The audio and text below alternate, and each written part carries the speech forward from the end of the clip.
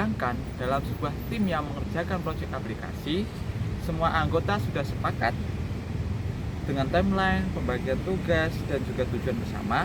Tetapi dalam perjalanan, ada salah satu anggota yang tidak menunjukkan sikap profesionalitas.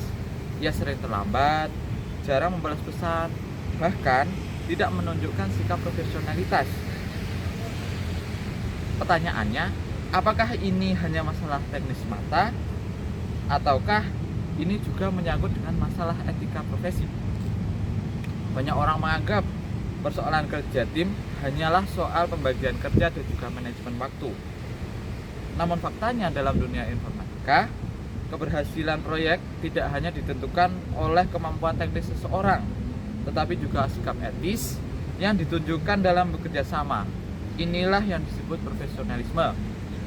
Etika profesi pada dasarnya adalah seperangkat aturan, norma, dan juga prinsip yang ditujukan untuk memengaruhi perilaku seseorang dalam menjalankan profesinya. Di bidang informatika, etika profesi sangat penting karena hasil pekerjaan kita sering mengikuti kepentingan orang lain, entah itu dari klien, pengguna, dan juga tim kita sendiri.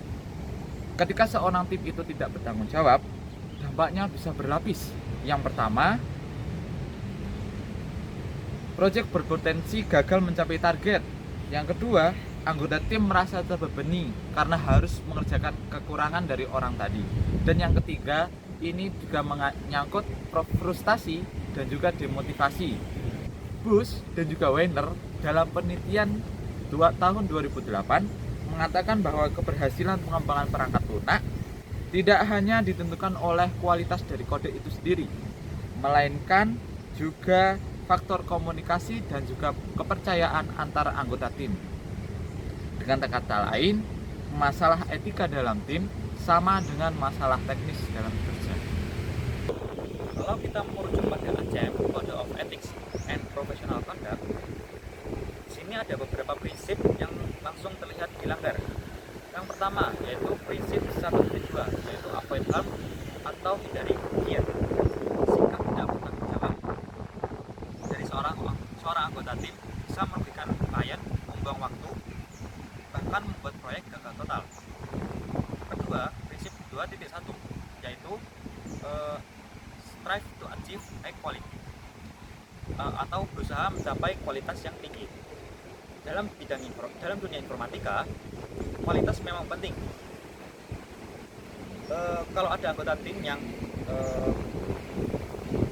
tidak menyelesaikan tugasnya dengan baik, maka standar kualitas yang seharusnya dijunjung tinggi maka ikut jatuh atau ikut turun. Yang ketiga yaitu prinsip 3.3, yaitu honest and trustworthy atau bisa dipercaya, jadilah jujur dan bisa dipercaya. Ketika seseorang berbohong soal program kerja atau menyalahkan orang lain, ia merusak kepercayaan, dan kepercayaan adalah fondasi utama dari pekerjaan tim. Jadi jelas, persoalan yang tampak sepele atau sederhana seperti seorang anggota tim yang terlambat, seorang anggota tim yang malas atau sangat berbohong tentang progres kerjanya, sebenarnya merupakan pelanggaran etika profesi yang serius. Pertanyaannya adalah, apa yang sebaiknya dilakukan? Menurut Kanzenbach dan Smith pada tahun 2005, tim yang berkinerja tinggi memiliki 3 ciri utama, yaitu komunikasi terbuka, akuntabilitas, dan komitmen bersama terhadap tujuan. Jadi langkah pertama yang bisa dilakukan adalah membangun komunikasi terbuka. Jika ada kendala, seorang anggota tim harus berani jujur sejak awal, bukan menutupinya. Dengan begitu, tim bisa mencari solusi lebih cepat. Langkah kedua adalah menumbuhkan rasa tanggung jawab dan akuntabilitas. Setiap anggota tim perlu menyadari bahwa apa yang ia lakukan dan ia tidak lakukan akan berdampak pada orang lain. Langkah ketiga adalah menjaga komitmen terhadap kualitas. Artinya bukan hanya menyelesaikan tugas, tetapi menyelesaikannya dengan baik sesuai standar yang sudah disepakati. Bila masalah budget dan berhasil, maka meningkatkan metode seperti desain pada pemilihan atau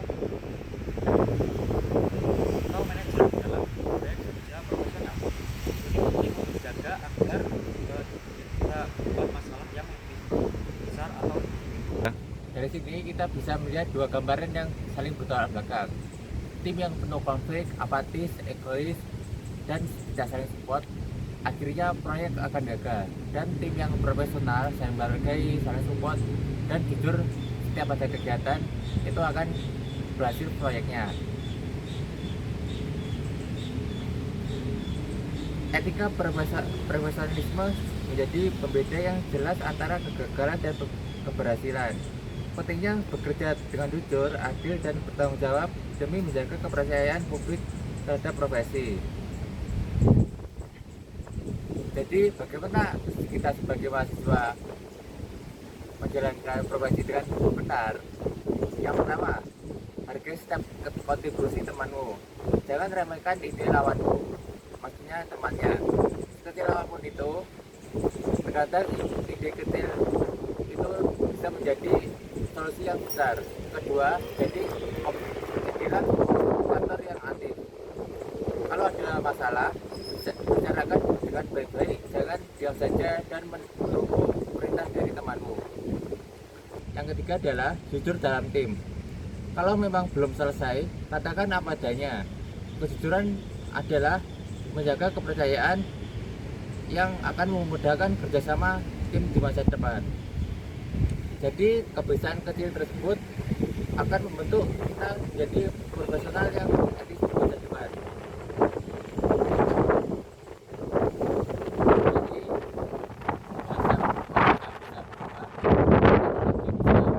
berganti. Yang penting adalah etika dan integritas.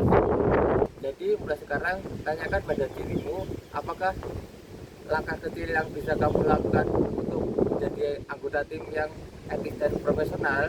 Jawabanmu akan menentukan kualitasmu sebagai profesional yang etis di masa depan. Saya Muhammad Rizkyana Rashid. Saya Amarofi Najam Sagimanikam. Saya Bintang Haji. Kami pamit undur diri.